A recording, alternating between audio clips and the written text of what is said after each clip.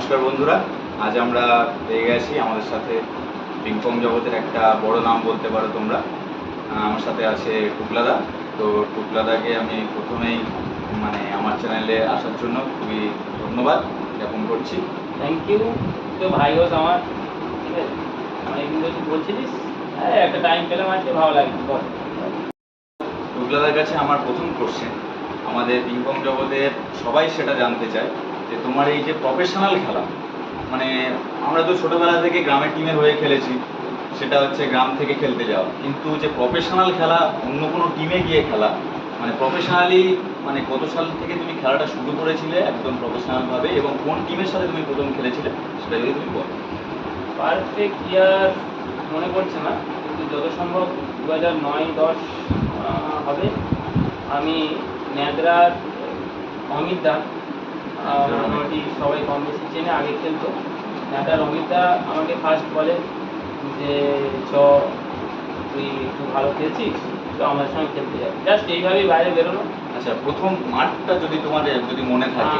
আমরা একসঙ্গে খেলেছিলাম ধান্যঘাটায় ফার্স্ট দুর্গা পুজোর সময় সেই বছর। অমিতা রাজাদা আমরা একসঙ্গে থাকি। জয়লাভ এসেছিল, জয় হয়েছিল না, সেমিফাইনালে হয়ে গেছি, লাস্ট বলে 4 রান বাকি। একদিন কিপার করছিল, ছেড়ে দিয়েছে, এরকম একটা কিছু হবে, সেমিফাইনালে হয়ে গেছে। এইসব স্মৃতিগুলোই আমাদের যারা পিংপং জগতের ফ্যানরা আছে এগুলোই জানতে চায় ওরা, যে তাদের প্রথম খেলা কীরকমভাবে শুরু বা কীরকমভাবে প্রথম থেকেই কি জয়লাভ পেয়েছে। আর প্রথমেই খেলে কিন্তু সবাই জয়লাভ পায় না, সেটাকে কন্টিনিউ করতে হয়েছে আজ, তাই এত বড় জায়গায় পৌঁছাতে পারে সবাই। শুধু টুকলাদার ক্ষেত্রে বলছি না, প্রত্যেকটা খেলোয়াড় ক্ষেত্রেই আমি এটা বলছি। তো আমার পরের প্রশ্ন থাকবে টুকলাদার কাছে। টুকলাদা, এখন তোমরা যে টিমটা খেলছো বেলসিং যেটাকে বলছি, এই বেলসিংয়ে আসা কিভাবে শুরু, বা কিভাবে কে এই টিমটাকে তৈরি করেছিল, বা প্রথমে কারা কারা খেলতে, সেটা যদি তুমি একটু বলো। বেলসিং যাওয়ার বয়স এটা অ্যাকচুয়াল অনেক পুরানো। বেলসিংয়ের নীলদা, দেবাদা, যাই হোক, এদিকে তখন স্টেট হ্যান্ড নাগপুর খুব চল ছিল। আচ্ছা।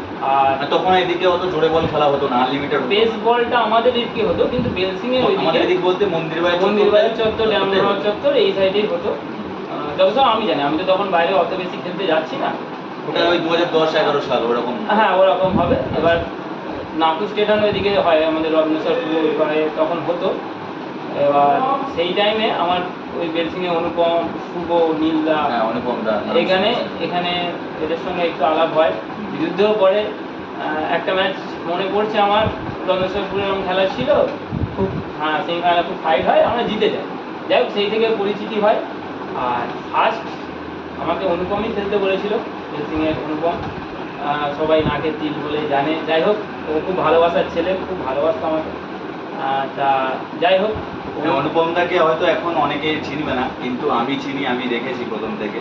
অনুপম দা তখন খুব পুরানো ছেলে যারা খেলে তারা সবাই কম বেশি অনুপমকে চেনে, ঠিক আছে।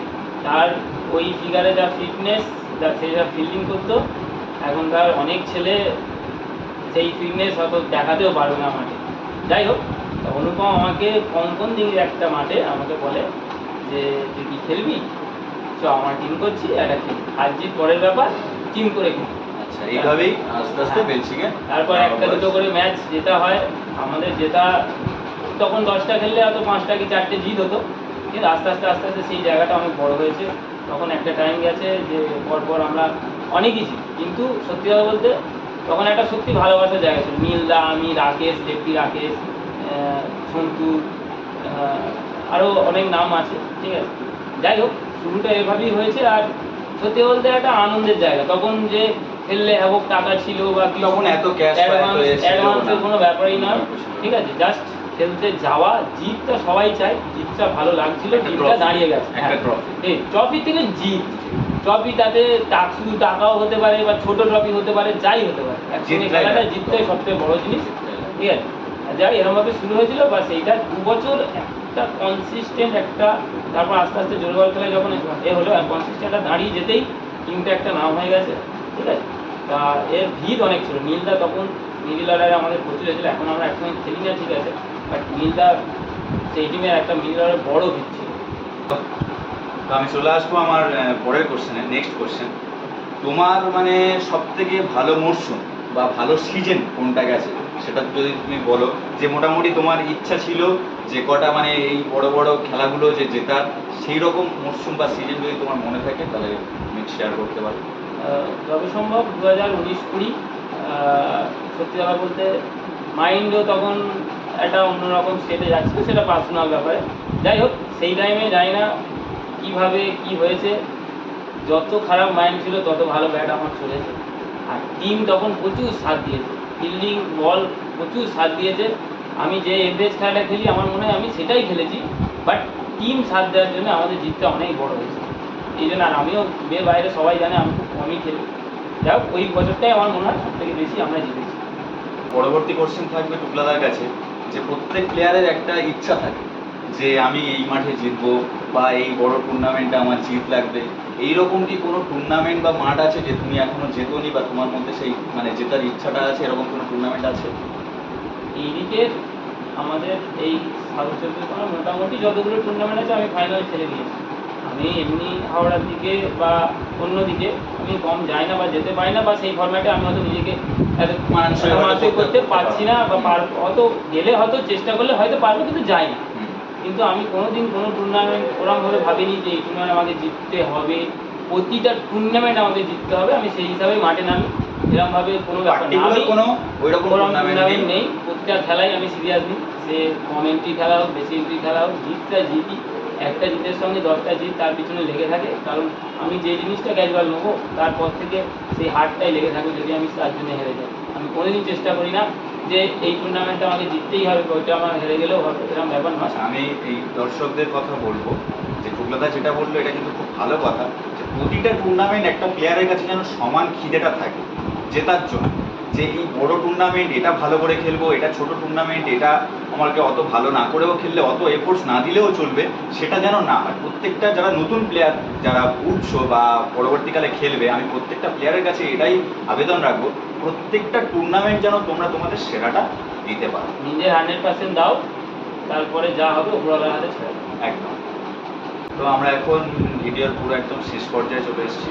তো আমার শেষ প্রশ্ন থাকবে টুকলাদার কাছে, যে সবাই তো এখন মোটামুটি কাজের মধ্যে ব্যস্ত, তো এইরকমভাবেও কাজের মধ্যে দিয়েও তুমি যে খেলতে আসছো সেটা আমরা সবাই জানি, এইরকমভাবে তুমি কতদিন কন্টিনিউ করতে পারবে সেটা যদি তুমি আমাদেরকে বলো, এবং তোমার যে খেলার ইচ্ছাটা সেটা কতটা সেটাও যদি আমাদেরকে দর্শকদের বলো।